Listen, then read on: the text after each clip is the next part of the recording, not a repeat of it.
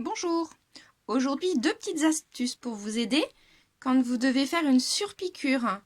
Donc une piqûre à l'endroit, par-dessus. Ici, c'est une lingette démaquillante ou pour les enfants, des barbouillantes, ce que vous voulez.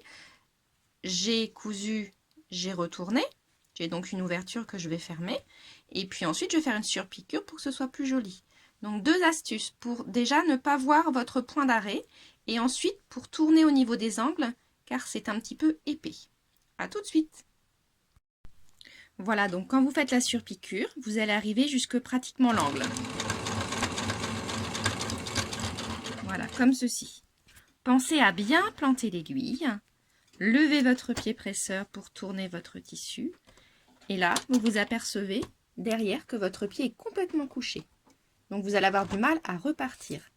Astuce, pliez un tissu, calez-le bien ici pour que quand vous rabattez votre pied, il soit pratiquement à l'horizontale. Repartez et votre tissu avance plus facilement. Faites de même à tous les angles.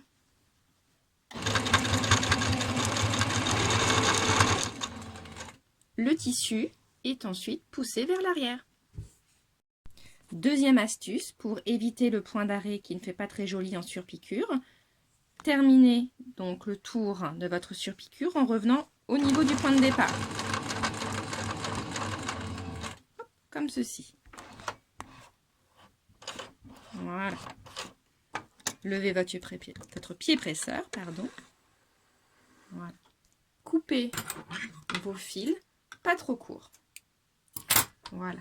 Retournez et vous allez maintenant tirer les fils pour faire passer tous les fils du côté de l'éponge.